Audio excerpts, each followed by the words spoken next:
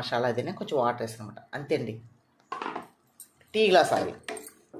మునగక్కర్లా.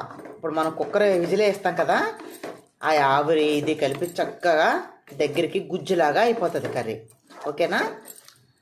ఇప్పుడు మనం కుక్కర్ మూత పెట్టేసుకొని కరెక్ట్గా 3 విజిల్ వేపిద్దామండి.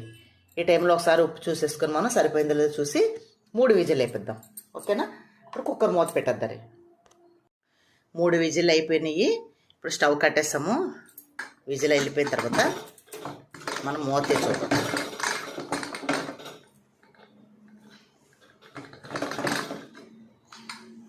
బా, చూసారా ఎంత బాగా అయిందో కూర. వాటర్ ఉందా ఎక్కడైనా? గుజ్జులాగా వచ్చింది చూసారా. చికెన్ అయితే చక్కగా ఉడికిపోయింది. చిక్కడిగా కూడా ఇందులో ఉడికిపోయింది. నేను 4 విజిల్ వేయించానండి.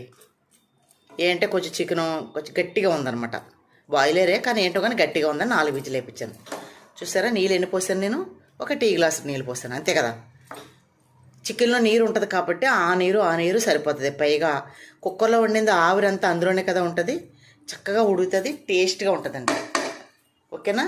సింపుల్గా ఇలా వండుకోవాలన్నమాట. ఇప్పుడు మనం చూసారా చిక్కుడుకాయ చికెన్ కర్రీ జ్యూసీగా ఎంత బాగా వచ్చిందో.